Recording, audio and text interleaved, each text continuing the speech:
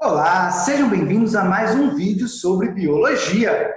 Hoje nós conversaremos sobre o que é esse tal de vírus. Eu sou a professora Ludmila Brandão. E eu sou o professor Rafael Zanotti. Nós somos docentes do IFMA Campus São Raimundo das Mangabeiras. Então vamos começar a ver com essa imagem aqui que vírus não é tudo a mesma coisa. Ele se diferencia quanto à sua composição e quanto ao seu formato, né? A sua estrutura, morfologia.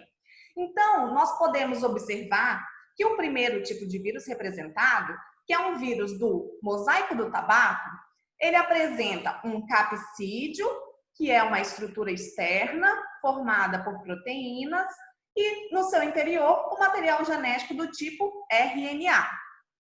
Vejam só que já esse segundo, o formato dele é diferente e, além disso, ele vai possuir a estrutura de proteína em volta, né, com glicoproteínas também agregadas, e no seu interior ele já possui um outro tipo de material genético, que é o DNA. Esse vírus que possui DNA como material genético é conhecido como adenovírus. O terceiro exemplo, um exemplo do vírus da influenza. Olha, um vírus de formato circular, esse seu envelope possui proteína e também no seu interior ele vai ter o capsídeo junto com o RNA, né? Em volta ele vai possuir também uma camada de lipídio. Já o quarto exemplo, vejam só essa imagem que normalmente a gente associa quando a gente pensa um vírus, que é bastante diferente dos demais. Esse é um vírus que infecta bactéria e, portanto, ele é chamado de bacteriófago. Vejam só, ele possui a sua estrutura proteica formando uma cabeça, uma cauda e fibras nessa cauda. E no seu interior, ele também vai possuir como material genético o DNA. Mas aí, então, por que a gente não pode considerar, ainda bater o martelo, que vírus é um ser vivo? Porque, por enquanto, para a gente considerar um organismo vivo, ele precisa de possuir células. E o pacote básico, o mínimo necessário para uma estrutura ser considerada uma célula é possuir membrana plasmática, citoplasma e material genético. Portanto, a gente vai tratar nesse vídeo os vírus como partículas. Nessa imagem, a gente consegue observar um vírus que possui o capsídeo, né, envolto por um envelope com glicoproteínas, e no seu interior ele possui material genético do tipo RNA. Esse vírus, ao encontrar uma célula, ele vai tentar driblar o mecanismo de reconhecimento de um corpo estranho, porque uma vez que o organismo reconhece um corpo estranho no interior de sua célula, ele vai degradar. Então, ele consegue enganar o mecanismo de reconhecimento da célula, passando como se fosse uma partícula daquele próprio organismo. E aí, então, olha só o que ele vai fazer. Ele pega, libera o seu material genético dentro dessa célula e o incorpora, o liga no material genético daquela célula. E ele faz o quê? Faz com que essa célula comece a trabalhar por conta dele. Ele usa toda a maquinaria da célula, porque ele não tem essas estruturas capazes de fazer sua própria replicação.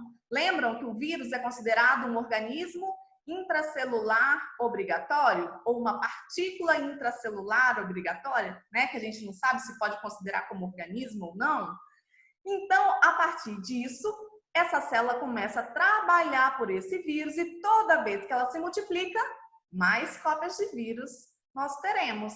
E aí ele se recompõe, se reestrutura, guardando esse material genético nesse envoltório proteico, e aí ele pode, então, sair dessa célula e para infectar muitas outras. O vírus, então, ele pode apresentar dois ciclos dentro da célula, o ciclo lítico e o ciclo lisogênico. O ciclo lisogênico é quando o vírus ele insere o material genético dentro da célula e esse material genético se funde com o material genético da célula hospedeira. E nesse momento, o que acontece? Quando essa célula estiver sofrendo divisões, sofrendo a mitose, ele vai fazendo o quê? Ele multiplica o material genético da própria bactéria, da própria célula e também o material genético do vírus. Nesse caso, normalmente, o vírus não altera o metabolismo da sua célula infectada. Ele apenas vai ficar meio que escondido, vai ficar quietinho lá dentro e com o tempo ele vai se multiplicando dentro, junto com o material genético da célula. E a gente chama até essa fase de prófago, porque exatamente é a fusão desses dois materiais genéticos, o material genético do vírus junto com o material genético da célula. Esse é o ciclo lisogênico, então o vírus vai ficar quietinho dentro da célula hospedeira. Em compensação, existe o ciclo lítico. O que significa esse ciclo lítico?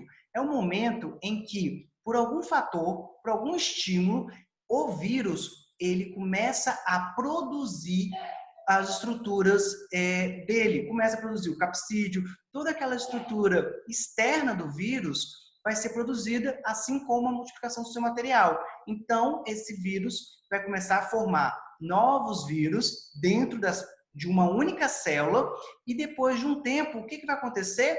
Essa célula vai estourar, essa célula vai se romper, liberando esses vírus para o ambiente, porque eles podem fazer o quê? Reinfectar novas células e continuar o ciclo. O vírus do HIV já é diferente. Ele vai aparecer quando ele for injetado, ele vai estimular, ele vai querer que as células de defesa cheguem perto dele. E quando essas células de defesa vão tentar capturar, o que acontece? Ele praticamente salta para dentro da célula, injetando o material genético dele dentro dessas células de defesa, que vai ficar sob seu comando. E nessa situação, essas células de defesa, elas voltam para as regiões que vão produzir mais novas células de defesa, e ela vai fazer o quê? Vai transmitir esse DNA para outras células de defesa. E com o tempo, então, ele vai ficar sempre só essa transmissão de DNA para as células de defesa e vai aumentando de pouquinho em pouquinho o número de cópias do vírus do HIV. Porém, essa é a fase lisogênica do HIV. Na fase lítica, o que acontece? Existe um estímulo, normalmente no ser humano quando baixa a imunidade ou quando tem uma outra infecção, e esse vírus do HIV, ele começa a se reproduzir muito, formando toda a estrutura dele completa dentro das células de defesa, e ele vai fazer depois o quê? Fazer a fase cíclica, ele vai a fase lítica, ele vai pegar e vai romper essas células de defesa, espalhando e fazendo uma nova reinfecção. Então, com base nos seus conhecimentos prévios, no que a gente discutiu hoje, vocês acham que nós somos escravos dos vírus? Responda aqui embaixo que depois em outro momento a gente pode discutir isso. Valeu, gente. Até mais.